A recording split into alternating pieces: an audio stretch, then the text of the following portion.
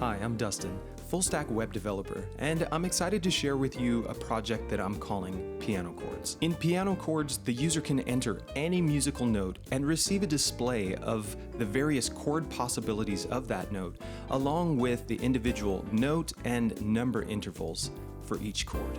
The outstanding JavaScript features of this project are an API fetch, an Object.keys method, and a pretty fantastic for loop. Let's take a look. First, we'll create a variable called music data that stores an empty object which will house all of the information that we receive from our API fetch. Next, we'll create a function for the fetch, which has a parameter that we're calling note. We'll string interpolate our parameter to the end of our fetch URL. And in our second .then callback function, we've now stored our response to our variable music data. We'll plug in music data as the argument to our update DOM function. Now we're selecting our search button from our HTML and we're storing it to a variable that we're calling getChord.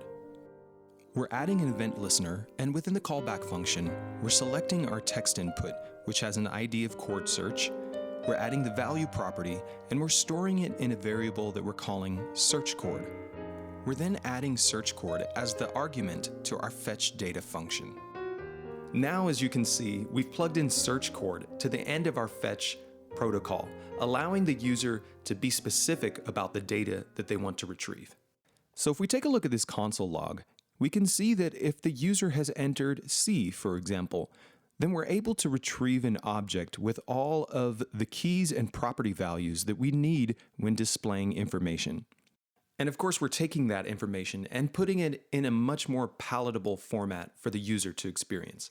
So let's take a look at how we did that. So here's our update DOM function.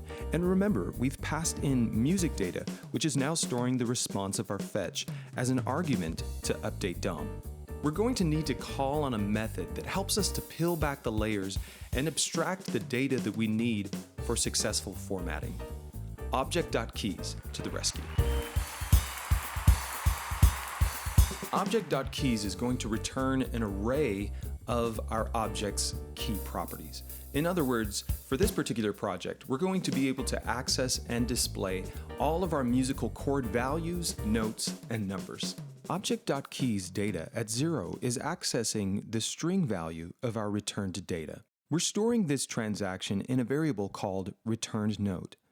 Now, when we console log data at returned note, we're receiving objects of the returned note's keys and key value pairs. Now we need to put these keys into an array, so we'll call on Object.keys again, this time with data at returned note as our argument. And finally, we have an array of chord values that we can loop through and display to the DOM. We'll store this in a variable called chord value.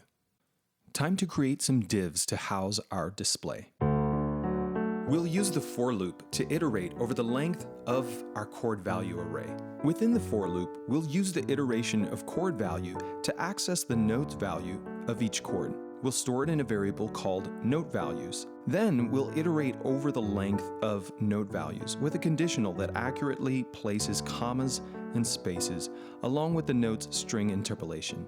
We'll do the same exact thing for our number values. Now, still within the for loop, we'll create the rest of our DOM elements. A parent container div that holds 3 children containers, which string interpolate the variables that store the data that we want to display. Top it all off with some flex styling, and we're ready to give it a go.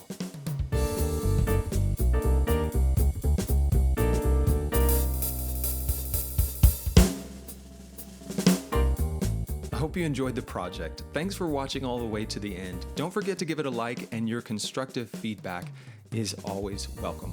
Happy hacking, everyone.